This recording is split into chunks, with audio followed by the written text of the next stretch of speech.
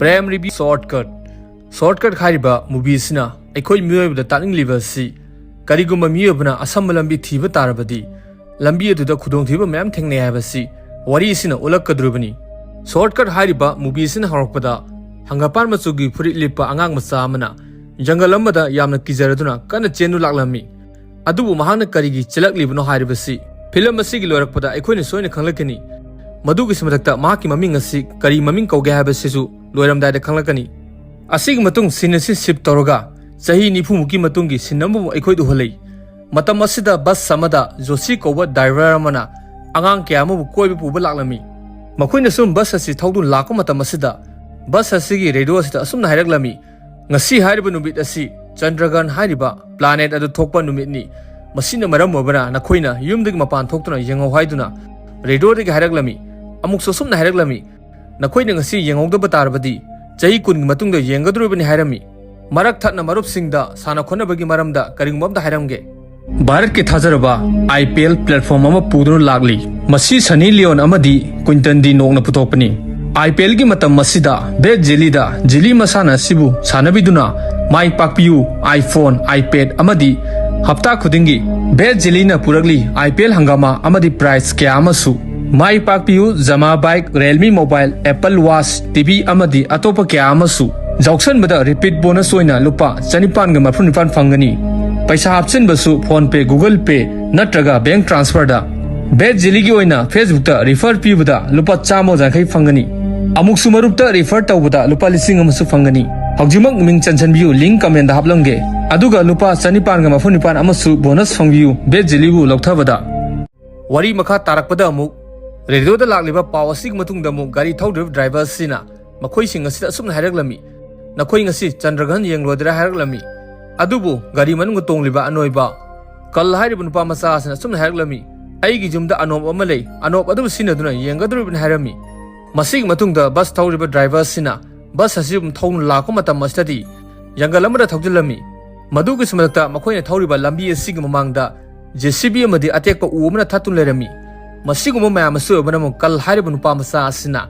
Drivers of Sida Sum Harami. I call yum the Hanbat Tarabra Harami. Adu drivers no Sum Haraglami. I call yum the Haloi, I know Topa Togi Haduna. Yosina Toriba, Gariasu, Manning Halaglami. Matamasida, Lambigi Mata Sida, Asibo Muebigi, Haksang Makolamus Urami. Masig Matunda, Josina, Gariasibu, Koila Tataba, Yangalasoma Togan Zakirami. Mahana Sum Togun Lakomata Masidamu, Lechin Mamatava, Yangalabra Togelami. Asum Sum Gari si Tongun Lakomata Masida, Lambi Mea Sida Asiba Yamna Sarba Saji Malerami, Masina Maramabna, Josina Gari si Kamduna, Gari Manunga Tongliba, Angang Sing Asum Harami, Nakoina Gari Manung Asidek Tolkanu, Saji Subaina, Sintologi Haiduna, Josina, Saji Sigmanaka Laktuna, Saji Sub Jangalasida Sintolami, Asig Matunga Josina, Halakana Tawata Masida, Maki Maning that Sakang the Manupamana, Nomina Namlami, Nakalamuram Danum Bas Asig Manung Asida. Kal Haribun Pamasas in a Wari Karabu Lidu Lerami. Adubu, Makoik bus driver, Josina, Lakomata Masida, Makoising Saharami. Adumo in among Josig Maninda, Zeldegin Antoropa, Miharpunupamna, no Mayamana Tamduna, Josisu Pudulagami. Adudegin Upas in a mo Angang Sing a Sida Sum Harami, Nakoi Yamatuna, Garia Sida Pomdulayu, Lang Mayaro Haiduna, no Mayasan Tamdu Harami. Adubo Mung Josina Pakumasuna Pirami, Nakoi Pakatpatogunu, Nupas and a Kodan no Tam Livasi. Mahana Karim Tarok Harami. Adubu Nupas in the Asum Harami. Nang Haribasing the Luin Onare. Garisi Jamatuna Togdun Satu Harami. Masing Matunga Josina, Garisi with Togdun Lakomata Mustadi. Nupas in a mo, Garisi Tonglibangang Sing a sit asum Harami. A queen who the Chaka Drubelambisi Yamasangi. Nakoi Garisi Manutum Harami. Amuksumi Harpun Nupas and Asum Harami. Nakoin a pirate mobile singer do Yamatuna. Gariki Tongo Lang Toko Harami. Masina Maram over Angang Singasina, Maquin Paribo mobile singers in Loina Langtolami.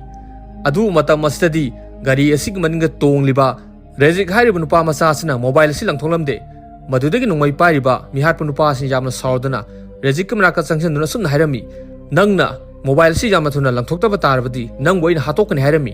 A cinemaram or Benum Rezignam Kizaruna, Maki mobile Sibu, Miharpunupas the Pirami. A Sigmatundamu, Rezing the Toriba Garisi, Makata, and some Torotuna. Daniele Magimanunga Togelami.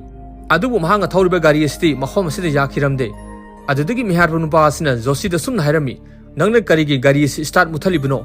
yamna thuna start tau hairami adudai josina mu pakhum asuna piraklami gari se aina start muthapanate masa matona mutkhibani hairami madudagi nupa asina mu josida sumna hairami adu oiba tarabadi yamna thuna gari su start tawduna maham asti puduna chalu hairami masing matungda josina gari si start tawu matam astadi start haramde adudai nupa asina yamna sauduna josida sumna hairami nangna karigi gari start tawdribuna hairami adubu josina pakhum asuna pirami gari start hawdribasi gari gi motor si yadaba mali hairami adudagi mihapu nupa asina gari asig maninga tongdu leriba bimi hariba nupi su faduna josida sumna hairami nanga yama thuna gari gi makhar kumthaduna gari yadriba sisemu nanga sendoba tarabadi noigi gari da tongdu lakliba bimi asig makokta numaina kaptuna hatokani hairami asina maram obanu josina gari asig makhata changchanduna yengma matam astadi gari gi engine si yadre haiduna mihapu nupa asta hairami matam astadi tanin asida thaliba mai singasi masa matomna mutkirami madugi sumadukta makhoi gari asig mamangda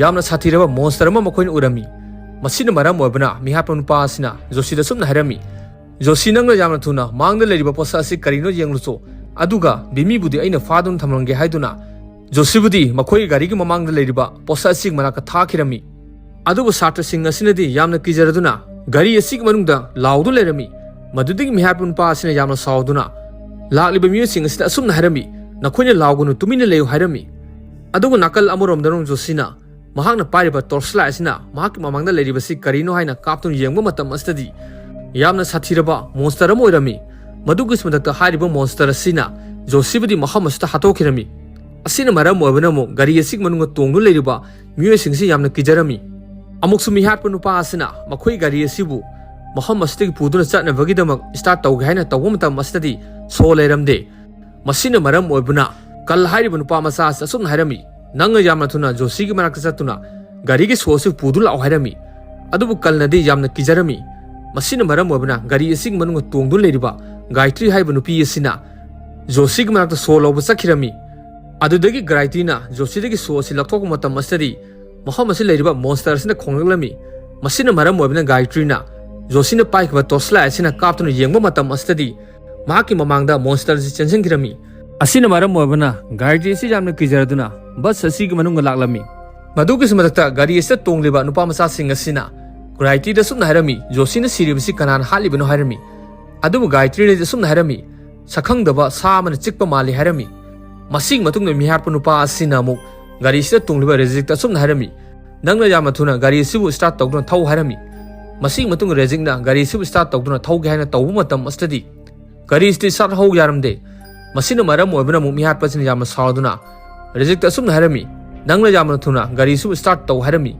matam asda mu gari sig maningda tongna leriba nolal harib nupa asina mu maki marup sing asumna harami aikhoina yamna thuna mihat pa nupa asi gari makhara tawdaba yararo harami masig matungda reject na yamna sauduna mihat pa nupa na pariba nomesu munduna nupa su halaga haina tawrami aduri nupa asina mu reject asumna haraglami nangde angang masani nangne ngonda nomaina kaptuna hatpa jungamlo harami tanja astadi hariba monster asina makhoi gari ista kanna thilaglami asina maram oibna rejigna kijaraduna gari sig mathakta yengkhalinge matam asida mihatpa nupa asina mu rejigtagi nomesi munkhirami amuksu mihatpa nupa asina rejigti masida sumna harami aina jaildagi nanthoktu laklibasi nakhoigi bus asig manunga sinabagi lakma natte haiduna gari sig makhada kumthaduna monster asi lauduna sumna harami nang kanano yamna thuna mahamasa tholo harami adubu hariba monster asinadi mihatpa nupa asibudi mahamasta hatokirami masina maram oibana mu nolan giti masi yamna kijarami masig matunga nolan giti masina sumna harami aikhoina mahamasta langdu laibasi kanararoi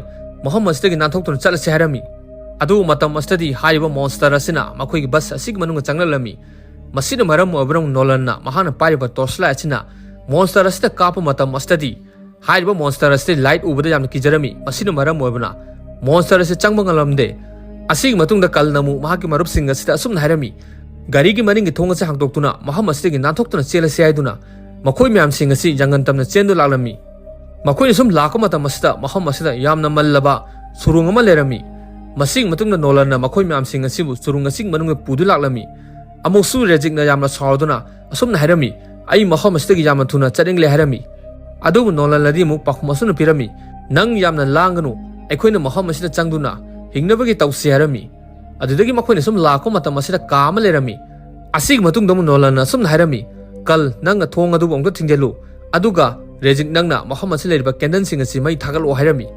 Masing Matung Makoina Muhammad Mai Tagaglami.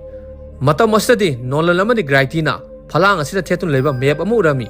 Asina Maramo Benum Graitina, Nolan the Sun Harami. I couldn't loudly Muhammad si military Kem Mali Harami. Adudagi Nolana Muhammad Silva Mayab a civil Tokuna.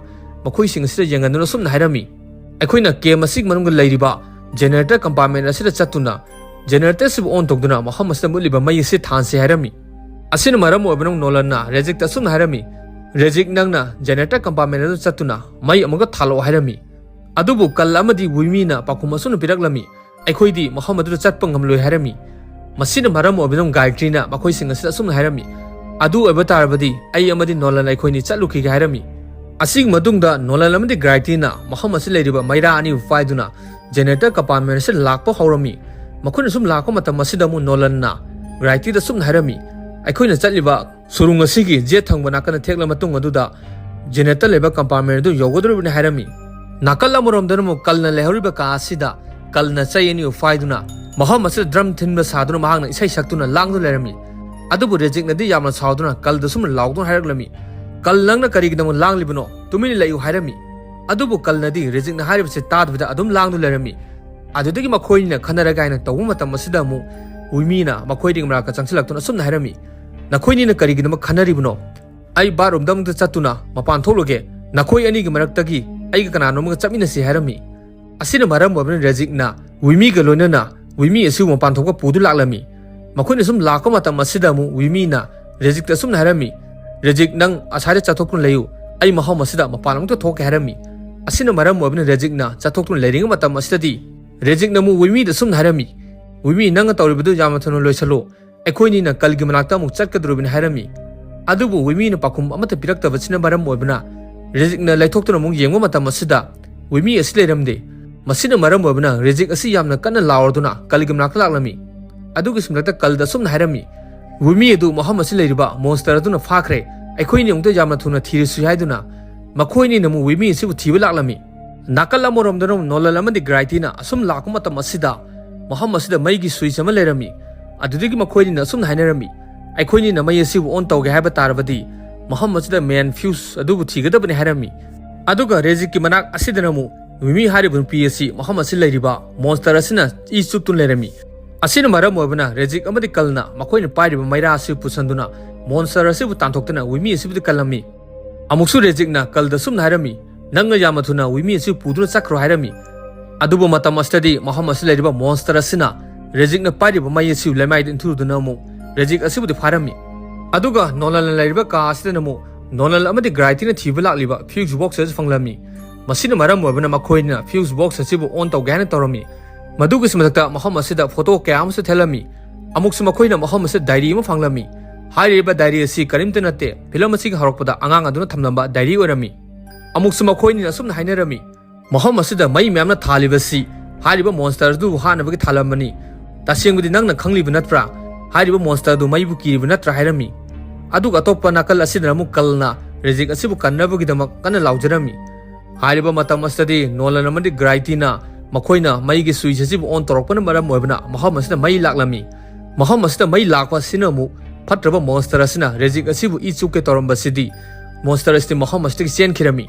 Asina Maram Webna, Kalamadi Wimi Siam Harau Jerami. Aduga Nakal Amorom Nomo, Nolamadi Graitina, Makoi Marup Sing Sibu Tiva Lakomata Mastadi.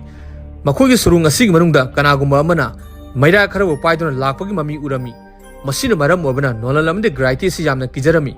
Adu Makoin Dum Yamata Mastadi, Lak Libasi Atay Kanam to Ramde, Makoi Laminaba, Rezekiti Masi Urami, Masina Maram Webana, Nola Lamdi Gaitin Jam Harau Jaduna, Makoi sing a Sigmanak Janselami, Adu Mata Mastadi, Kalnamo, Nola Lamdi Graiti Sum Hirami, Wimi Asi Muhammad Silva, Monster Aduna, Marking of something each secret, each Libsi Matokaram Sik Libano Hirabadi, Rezik Makoi Chakivdagi, Monster Dun Chikpun Hirami, Adu Rezik Namu Pakumasun Pirami. Oi Aina, Wimi Sibu Fazana Jankalo Dubadagi. Haribu Monster don't eat Takibin Harami. Amuksu Kalna, Makoi sing a sum Harami. Akoi Yamatuna, Muhammad Stegi, not talk to Chalasi Harami. Adubu Dona Lamdi Graitinamu Pakumasun Pirami. I queen of Jig Muhammad Stegi, not talk to Chapajadri.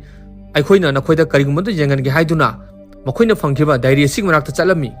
The doing Nolana, Muhammad Slariba, Diary Suputokuna. mahakki marupsing asida asumna hairami diary asida iribasi atai kanamte iramba natte Julie harib nupa asina mahakki machanupi Elizabeth asibu maham asida mangkhiba asig maramde irambani hairami aduri nololna diary su paaba horaklami mahanga diary su paaba horakpada akhoina khangma ngamlami diary asida iramliba si Julie harib nupa asina mahakki machanupi Elizabeth asibu maham asida sikhibagani madugi sumdakta diary asida makhatana sum mahangna paraklami Elizabeth amadi mahakki mayam Julie makhoini si jangan amadi atopa kya kya chatuna thijan khochambagi thabak tawboirami madugi sumatakta makhoina nongma numit ama jangal asir lakha matam asadi hairiba jangal asir surung ama lerami adudagi Elizabeth ki mayam Julie na mahangna pairiba map asibu yengling matam asadi Elizabeth aside surung asig manung changlami madugi sumatakta mahakki mamangda monster asil leibana maram oibana Elizabeth asi yamna kijarami asig matungda Julie na mahakki machanupi Elizabeth su yengwa matam asadi Elizabeth asidi maham asilaiba monster asina hatkirami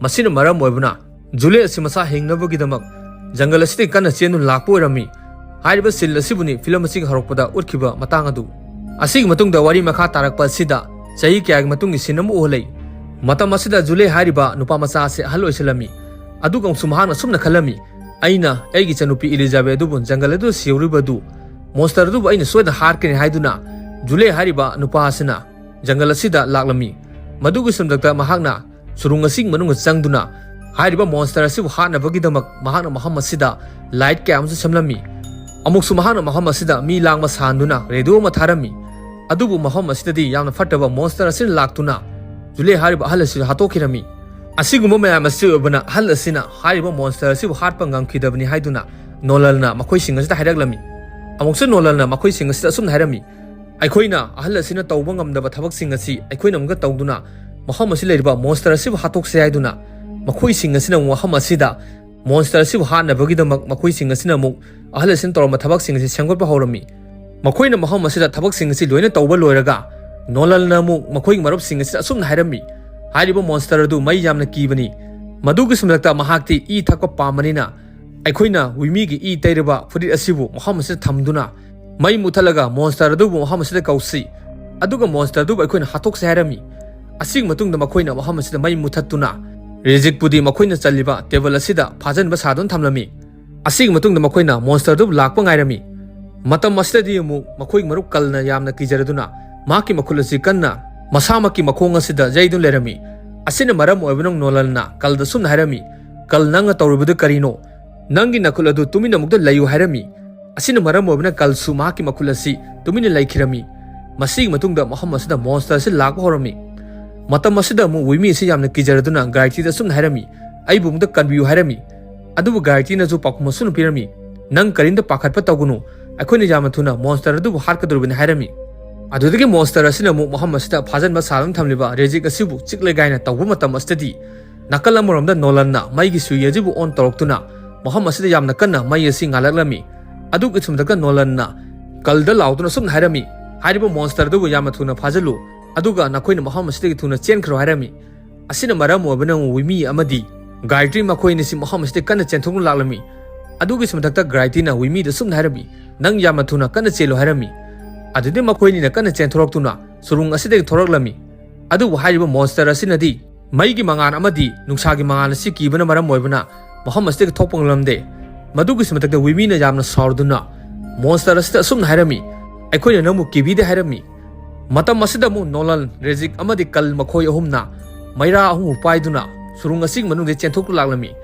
asina maram oibana mu raitina sum lauduna hairami nakhoi yamna thuna manung adu de chenthorolo hairami asing matunga nolangi tim asina kana chelaktuna makhoina pariba mai asina Muhammad asi leiriba monster asida churami asina maram obna monster asi Muhammad asina mai chaktuna takhirami asing matung makhoi sing asina yamna harawaduna Muhammad asitegi halaklami madugi sumatakta nolalna mahangna cycle mu thauduna mahangna sumna khanjarami aikhoigi lakmina khiba bus driver Joshi duna aikhoibu pangdu leramba si thauna kyabu lehelami harami amuksu makhoi sing asina famduna sumna wari sanadu lerami aikhoina karigumba bus adu tongdu lakpa matamaduda Josina atop lambi dur puramdaba tarabadi aikhoina thauna leiribasi thauna amuna leiramdabsu jai harami masig matung sin asi sip tawraga monster bu mai chakiba surung asida mu police ani mana gari mu thaudu lalami madugi smadakta Muhammad asida police nupa asina surung asig manungda changduna lakpa matam astadi mahakki mamangda yamna satireba monster asina khonglaklami ꯃꯗꯨꯒꯤꯁꯨ ꯃꯊꯛꯇ ꯃꯍꯥꯛꯅ ꯄꯥꯏꯔꯤꯕ torch ꯑꯁꯤ ꯃꯨꯠꯈꯤꯔꯝꯃꯤ ꯃꯁꯤꯅ ꯇꯥꯛꯄꯗꯤ ꯑꯩꯈꯣꯏꯅ ꯈꯪꯕ ꯉꯝꯂꯝꯃꯤ ꯍꯥꯏꯔꯤꯕ monster ꯑꯁꯤ ꯍꯤꯡꯂꯤ ꯃꯗꯨꯒꯤꯁꯨ ꯃꯊꯛꯇ ꯃꯣꯟꯁꯇꯔ ꯑꯁꯤꯅ ꯄꯨꯂꯤꯁ ꯑꯁꯤꯕꯨꯗꯤ ꯃꯐꯝ ꯑꯁꯤꯗ ꯍꯥꯠꯇꯣꯛꯈ꯭ꯔꯦ ꯑꯃꯨꯛꯁꯨ ꯍꯥꯏꯔꯤꯕ ꯐꯤꯂꯝ ꯑꯁꯤꯗꯒꯤ ꯑꯩꯈꯣꯏꯅ ꯈꯪꯕ ꯉꯝꯂꯝꯃꯤ ꯑꯩꯈꯣꯏꯅ ꯄꯨꯟꯁꯤꯗ ꯊꯕꯛ ꯑꯃ ꯇꯧꯒꯦ ꯍꯥꯏꯕ ꯇꯥꯔꯕꯗꯤ ꯁꯝꯖꯤꯟꯕ ꯊꯕꯛ ꯑꯁꯤ ꯇꯧꯕ ꯌꯥꯗꯦ ꯇꯁꯦꯡꯕꯗꯤ ꯊꯕꯛ ꯑꯗꯨ ꯐꯖꯅ ꯇꯧꯒꯗꯕꯅꯤ ꯃꯗꯨꯒꯤꯁꯨ ꯃꯊꯛꯇ ꯆꯠꯂꯤꯕ ꯂꯝꯕꯤꯗꯨ ꯆꯨꯝꯅ ꯆꯠꯀꯗꯕꯅꯤ ꯂꯝꯕꯤ ꯁꯝꯖꯤꯟꯗꯨꯅ ꯆꯠꯄ ꯌꯥꯗꯦ ꯍꯥꯏꯕꯁꯤ ꯑꯩꯈꯣꯏꯅ ꯐꯤꯂꯝ ꯑꯁꯤꯗꯒꯤ ꯈꯪꯕ ꯉꯝꯃꯤ ꯁꯤꯅꯤꯁꯤ ꯎꯠꯂꯒ ꯃꯨꯚꯤ ꯑꯁꯤꯒꯤ ꯑꯔꯣꯏꯕ ꯑꯣꯏꯈꯤꯔꯝꯃꯤ ꯃꯌꯥꯝꯅ ꯃꯨꯚꯤ ꯑꯁꯤꯕꯨ ꯅꯨꯡꯉꯥꯏꯕꯤꯔꯕ ꯇꯥꯔꯕꯗꯤ ꯆꯦꯅꯦꯜ ꯑꯁꯤꯕꯨ ꯁꯨꯡꯁꯣꯏ ꯁꯣꯏꯗꯅ ꯁꯕꯁꯀ꯭ꯔꯥꯏꯕ ꯇꯧꯕꯤꯔꯝꯃꯨ